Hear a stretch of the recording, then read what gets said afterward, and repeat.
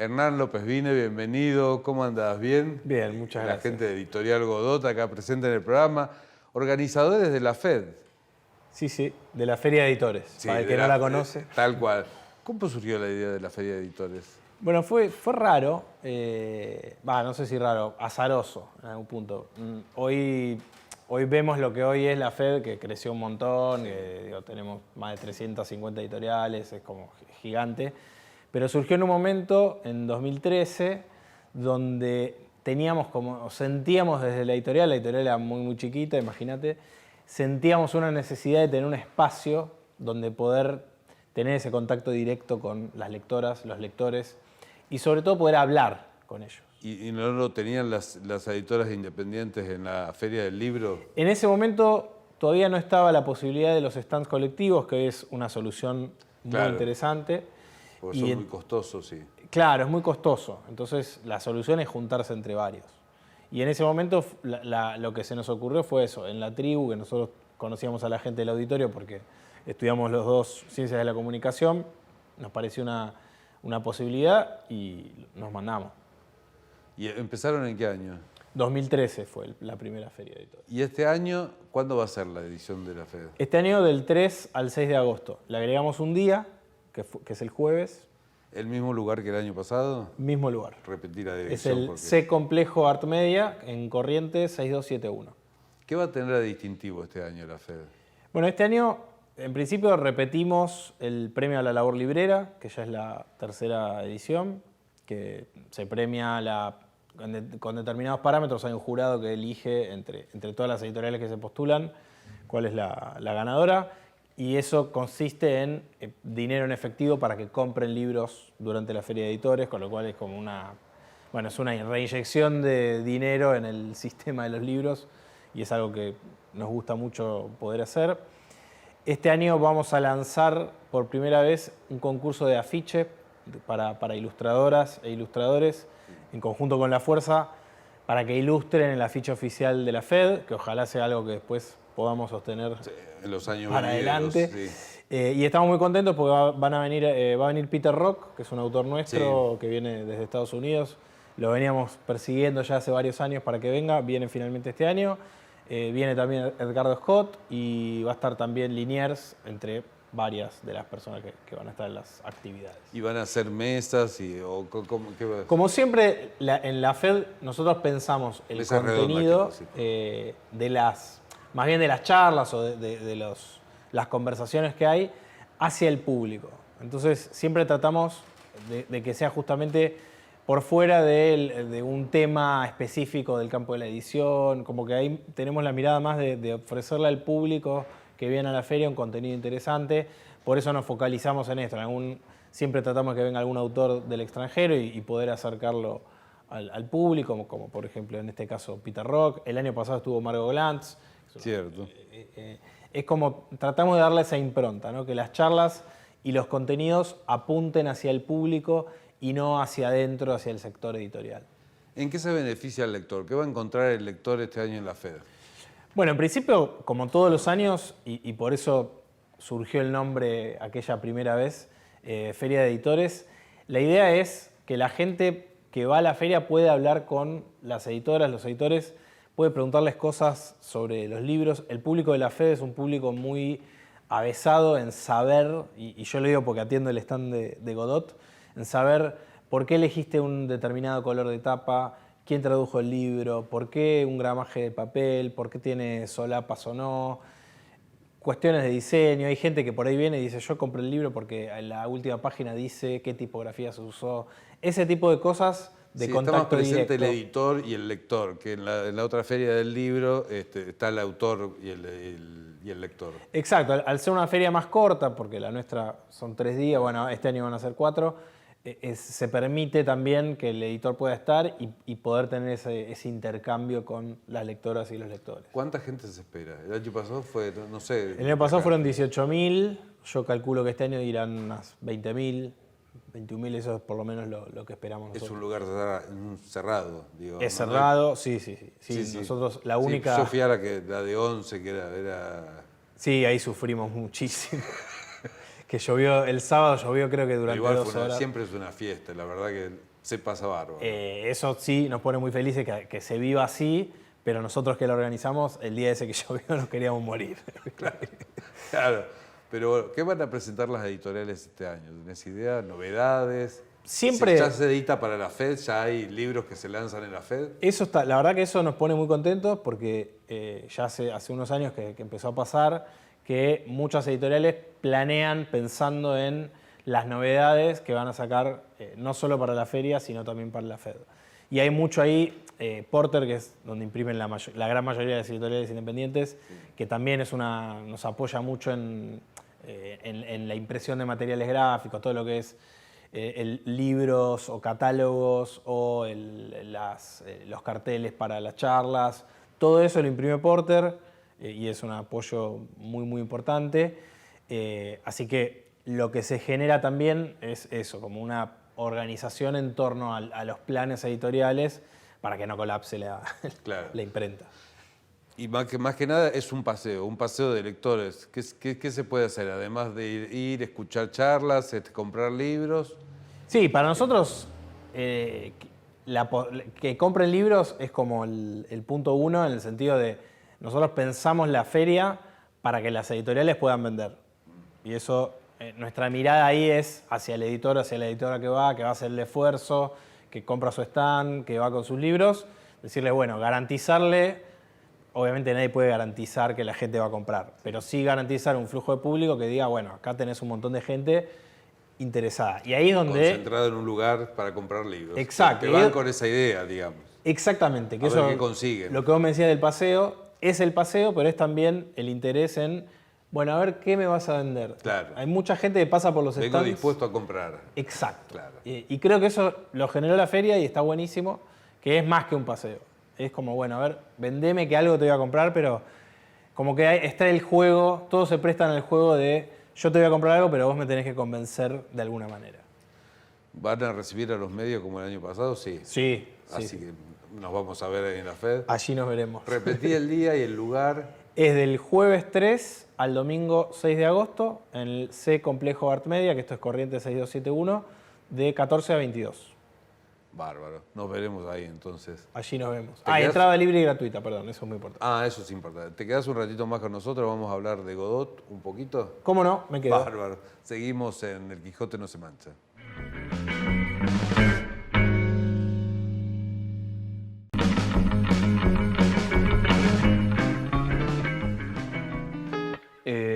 Marcel Job,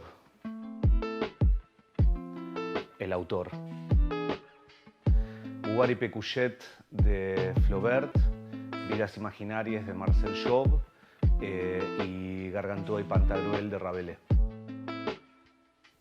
Ninguno. Porque están al alcance de la mano. No lo sé. Seguimos con Hernán López Bain, de Editorial Godot. ¿Cómo estás? Ahora vamos a hablar un poco de la editorial.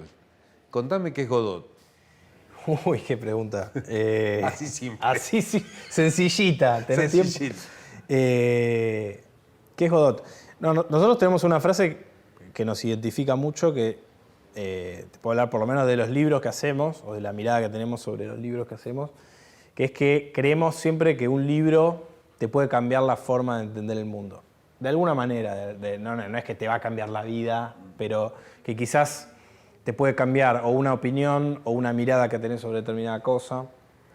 Entonces, cuando se juntaron con Víctor Manumian, ¿qué pensaron? ¿Qué idea de editorial tenían en ese momento? ¿Qué decían, bueno, vamos a hacer una editorial? ¿Qué faltaba? Es que en realidad, que así es como empieza, creo que el 95% de las editoriales, no teníamos ningún plan de nada. Hacíamos una revista en ese momento que se llamaba Esperando a Godot y la verdad, en un momento dijimos como, che, podríamos publicar tal cosa que habíamos leído en la facultad. ¿Esto fue el año? Libro. Esto fue en 2008. Era un libro muy interesante, muy polémico, que se llama 12 pruebas de la inexistencia de Dios, de un anarquista que estaba completamente loco y que él decía que podía demostrar racionalmente que Dios no existía. Y el tipo paseaba por distintos pueblos franceses tratando de convencer a los obreros de que no pueden creer en Dios porque es racionalmente inexistente. Obviamente, tratar de demostrar algo irracional con la racional es para mí es dificilísimo, ¿no? Pero bueno, fue el primer libro que hicimos. Y la verdad no teníamos un plan. Esa es la verdad. El único proyecto era abrir una editorial. Dijimos, bueno, empecemos a publicar, no tuvimos ni un plan de negocios, ni, bueno, ahora esto que invertimos, tampoco teníamos una inyección de capital. Fue sí, ni una proyección a futuro. Dijeron, bueno, si se da, seguimos. Exacto, y de hecho siempre nos reímos con Víctor, porque en esos momentos, cuando la editorial empezó a tomar un poquitito más de vuelo, que igual los dos teníamos otro trabajo y era escamotearle el tiempo para poder hacer algo para la editorial, pero siempre decíamos como que bueno, en algún momento, cuando seamos adultos, viejos y no sé qué, que esto sea nuestro retiro, nuestra jubilación. ¿Y cómo se arreglaron con la distribución? Porque uno de los problemas de las editoriales jóvenes o independientes es cómo distribuyen los libros, porque armarlos arman en una imprenta, pero después ¿qué haces con la caja de libros? Sí, te pones a llorar. Es el tema del... Claro, acá tengo los 500 libros que imprimí, ahora ¿qué hago? Sí, y eso, bueno, un poco fue como después de varias experiencias de distribución tercerizada, decidimos tomar, como por así decirlo, el toro por las astas. Claro. Un poco como lo que hicimos con la feria, decir, bueno, necesitamos otro tipo de información, otro control sobre lo que pasa con los libros y nos metimos en el negocio de la distribución nosotros. Montamos nuestra propia distribuidora, que se llama Carbono.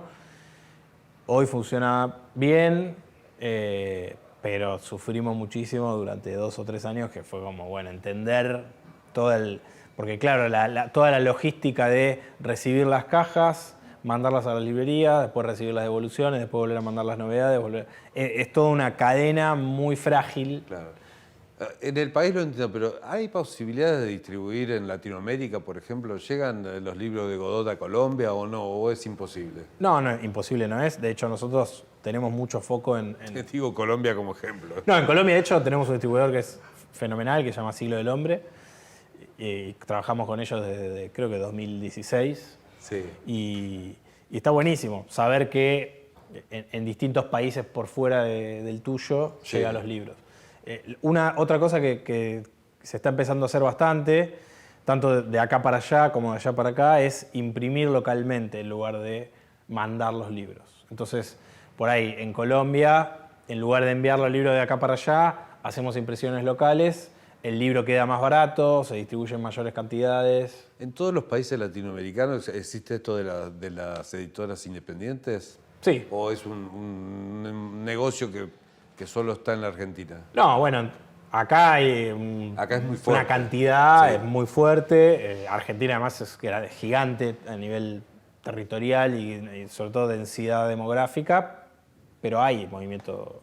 Digo, lo que permitió que otros autores como yo, digamos, puedan que no están en Planeta Mondadori puedan editar. Digamos. Ni hablar. Bueno, hay como otra gran cantidad de editoriales que distribuyen en las librerías. Sí, fíjate, por ejemplo, Chile, que ellos tienen La Furia del Libro, que es como la hermana de la fe de ellos, la de ellos es anterior. Nosotros miramos mucho lo que hacen ellos. Y ahí ellos tienen una gran cantidad también de editoriales independientes, que es lo que está empezando a venir ahora a través de Big Sur, que es la otra distribuidora, que empezaron a hacer eso, editoriales chilenas, las empezaron a traer acá y ahora están imprimiendo localmente. Y es un trabajo que para mí está buenísimo porque hacen que los libros circulen más y no en cantidades pequeñitas, que es lo que vos por ahí podés enviar en una venta al exterior. Cuando yo elijo comprar un libro de Godoy, ¿qué elijo? ¿Qué publican? ¿Ficción, ensayos? ¿Qué material eligen? ¿Cómo es el catálogo? Principalmente ensayos. En ensayos tenemos como dos aristas. Lo que empezamos a publicar, cuando empezó la editorial, ahí sí teníamos como una idea más de, bueno, un ensayo más duro, exquisito, si querés, o como, bueno, descubrir la joya que el lector no sabe que existe y nosotros... Bueno, y un poco ahí sí la mirada fue cambiando mucho respecto del catálogo, decir, bueno, tampoco es tan la joya. Entonces, lo que tratamos de ver es, por un lado, autores que nos interesen, que quizás son más conocidos o que quizás tienen libros más duros, como puede ser Zizek o Peter Sloterdijk, o clásicos como Walter Benjamin, que a nivel teórico, por ahí son textos un poco más que requieren cierto intertexto. Y después hay otra línea de ensayo más de divulgación, si querés, o de temas, no sé, como por ejemplo... Más popular, digamos. Por así para decirlo. Todo tipo de lectores. Para un público que no requiere conocer la teoría lacaniana para entender lo que está diciendo el autor. Entonces, ahí tenemos como las dos aristas en torno a no ficción. Y en y en ficción porque también es importante lo que tiene de ficción. Sí, sobre todo estos últimos años que empezamos a recuperar algunos autores que para nosotros son importantísimos, como Joseph Roth, o Stefan Zweig, o Virginia Woolf. Bueno, Peter Rock, que te lo comenté anteriormente, que es un autor no clásico, es un autor contemporáneo, pero que a nosotros la primera novela nos partió la cabeza, Bueno, que fue Mi Abandono. Mi Abandono. Claro. Click fue la segunda. Sí. Y ahora para la FED sale una novela nueva que se llama El ciclo del refugio. Y a veces pasa eso también. Por ahí tienes una línea muy marcada, pero de pronto te llega un libro que te partió la cabeza y decís, no, bueno, a este tipo yo le quiero publicar todo lo que tenga. Entonces eso también está como un poco fuera de plan, ¿no? Es decir, nos trajiste una muestra de lo que publican. ¿Querés hablarnos de alguno de los libros, de alguno de los autores? Mirá, por lo pronto, Momentos Estelares de la Humanidad, no sé si para mí es uno de los libros más lindos. El manejo que tiene él para decir... Que es contemporáneo de Roth. Eran amigos. Eran amigos. De hecho, siempre Escriben post-Primera Guerra. Sí, exacto. Y siempre está el chiste como que Zweig era el rico y Roth el pobre, entonces cuando tenía algún problema, aquel lo salía como a rescatar y así. Hay una correspondencia muy linda entre ellos. Que Zweig tiene un montón de libros. Muchísimo. Imposible acordarse de todo. Muchísimo, muchas biografías tiene. Le gustaba escribir muchas biografías y tenía como una sensibilidad para... Yo te contaba fuera de cámara que Joseph Roth, yo en una época estudié alemán. Nos lo daban adaptado para estudiantes de alemán. Mirá. La Abadía de los Capuchinos. Todavía tengo el textito. ¿Qué es Horas Extras? Horas Extra es un libro, son dos autores estadounidenses que retoman un debate que creo que ahora está bastante ahí en el candelero, por así decirlo. Ellos, si bien el libro, como ellos son estadounidenses y estudian más la mirada, si querés, miran mucho Europa, los países nórdicos, ¿no? Como experiencias de esos lugares, de qué se puede hacer para reducir la jornada laboral, en tanto... no solamente en cuanto a lo que puede afectar a las personas en sí mismos, de decir, bueno, ahora tu jornada, en lugar de que sean 8, sean 6 horas o 5, o lo que sea, pero más con una mirada más general de decir, bueno, reducir la jornada laboral podría también provocar un impacto positivo en el medio ambiente, porque reduciría muchísimo, por ejemplo, las emisiones de carbono, ¿no? La huella de carbono, todo el consumo de combustibles o de, bueno, cualquier consumo de elementos vinculados con el ir al trabajo, volver. ¿La pandemia cambió en algo la forma de trabajo, los métodos de producción o no? ¿O Yo se creo que volvió sí. lo mismo de antes? No, yo creo que cambió muchísimo. Por ejemplo, por poner un ejemplo, el trabajo a distancia, ¿no? El home office, ya hoy todo el mundo habla de home office como si fuera algo que existió toda la vida. Como si fuera una alternativa al trabajo. Exacto. Y creo que eso, por lo menos, eso está bueno. No digo pasar de un modo a otro, pensarlo como dar vuelta a la... Pero creo que está bueno pensar, decir, bueno, ¿qué tiene de malo si es un trabajo que lo permite, que una persona pueda hacer 1 o 2 días a la semana home office y si eso lo multiplicas por todos los millones de personas que trabajan, reduciría muchísimo el impacto ambiental. Sí. Ya con solo que no salgas a masa a trabajar a la mañana, al transporte público. Ni hablar.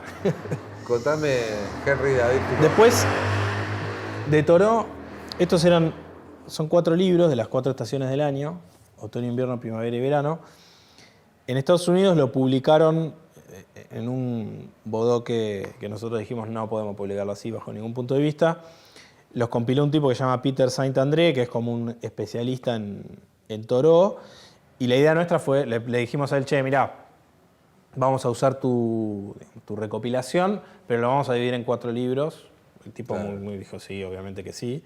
Y nos pareció, a mí me gustó mucho esta idea de las viñetas y que ¿Cómo? sean textos sobre esas estaciones. ¿Cómo hacen con los traductores? ¿Ustedes tienen sus traductores? ¿Eligen ustedes? Sí, ya tenemos un grupo más o menos definido de, no sé, serán 10, 12 traductores y traductoras y vamos, en general lo que tratamos de hacer es, como ya los conocemos hace mucho, buscar el libro que va para el traductor o la traductora. Eso es interesante, ese trabajo de pensar, bueno, si le sienta más cómodo traducir ficción o por ahí a le parece mejor traducir ensayo. Entonces, eso también está bueno como trabajo editorial, decir, bueno, no es lo mismo para un traductor traducir a Roth, a Zweig, a Thoreau o a, no sé, Zizek. Claro. Y eso está bueno pensarlo también como parte del trabajo, decir, ok, a esta persona, no sé, tenemos por ejemplo un traductor que es especialista en Beckett, que también publicamos la trilogía de Beckett y que estamos preparando 2 libros más. Ok, los de Beckett se los vamos a dar a él porque ya tradujo. ¿El traductor piensa en el contexto de producción de ese texto, de ese texto, de cuándo se escribió, de en qué momento, Sí. del autor? ¿Sí? Todo, absolutamente. Y del lado nuestro también. Hay un espíritu ahí que está en el texto. Sí, al menos de entender por qué, no sé, por qué Beckett acá usa esta palabra o tal otra. Eso Claro. surge del trabajo de traducción. Es decir, acá esta frase quizás aparece más en la ficción, ¿no? Como que por ahí referencias veladas que si no hay una aclaración, por ahí se pasan de largo y por eso está bueno también intervenir un poco sobre los textos. Y el último es bibliotecas. Y este Creo que salió... no me olvidé ninguno, ¿no? ¿O sí? Este. Ah, la historia de las contraseñas. Biblioteca salió en febrero, Sí. fue nuestra novedad número 200 y fue conmemoración de nuestros 15 años de la editorial. Gran prensa. Yo me acuerdo, Salió- lo descubrí hasta en noticias. Salió en todos lados y para ese libro, ¿En qué consiste? ¿Qué son? ¿Ensayos sobre Son- historias de biblioteca? Cada uno. sí, no necesariamente de biblioteca, sino más de lectura. de la experiencia de la lectura. En algunos casos sí hablan puntualmente de sus bibliotecas. Son 14 textos, sí, autoras y autores latinoamericanos, más un español de Carrión. Sí. Que son en general son bastante conocidos, no sé, está Dolores Reyes, Carla Maliani, Carla Maliandi, Selva Emiliano Almada. Monge, Edgardo Scott, Reinaldo Siete Case. Y es interesante porque es eso, apunta a un público súper amplio, son textos breves todos sobre experiencias con sus bibliotecas, con la lectura, con los libros. Hay uno, el de Selva Almada, justo cuenta que se estaba mudando, estaba embalando todos sus libros y justo vino la pandemia y le quedaron los libros en cuarentena. Creo que todavía los tiene ahí. Su biblioteca está en cajas en un garage. Hernán, ¿hay algún libro o algún autor que te hubiese gustado editar y no lo editaste o no conseguiste los derechos? Bueno, con Piglia lo intentamos y no lo conseguimos. Piglia sería Así el todos Penguin. tienen autores muy interesantes. Pero ni hablar. Pero sí. Y nos encanta y creo que también el catálogo tiende un poco a trabajar con los autores para que vayan construyendo su nombre. Me imagino que en la fantasía, cuando armás una editorial, decís voy a poder editar a tal, o quizá algún día... Nos pasó con Zizek. Nosotros lo habíamos leído en la facultad, lo habíamos visto cuando venía a Argentina, porque tenía una novia argentina, allá lejos hace tiempo. Iba mucho de Eterna Cadencia él. Claro. Y para nosotros eran las cosas que escribió y todos los textos sobre ideología y sobre psicoanálisis. En el momento en que los vimos en la carrera dijimos, alguna vez podremos publicar a este tipo. Y bueno, ya vamos por el 5º Sí. libro publicado de él. ¿Y Malumian y vos son escritores o no? ¿O no les interesa? No, escribimos un libro que publicó Fondo de Cultura en 2016, que se llama Independientes de qué, que es sobre edición. Claro. Pero no somos escritores. Por ahí, si es con algún propósito en Son particular. editores y a sí. mucha honra. Yo siempre, la última pregunta que hago es ¿por qué escribís? ¿Vos por qué te hiciste editor? ¿Por qué crees que surgió la necesidad en tu vida de editar libros?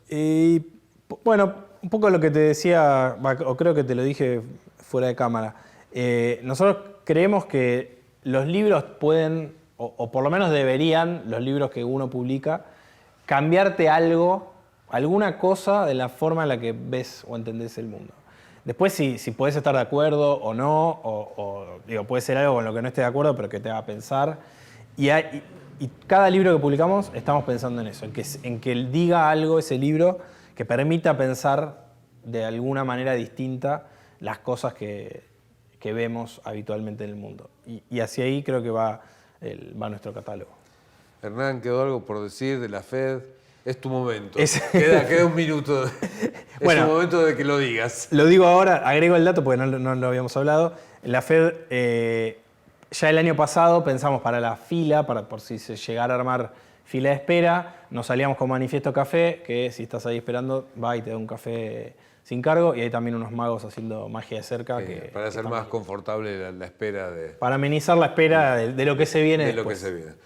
Muchas gracias por venir, mucha suerte con la FED y con Godot. Nosotros seguimos en El Quijote no se mancha.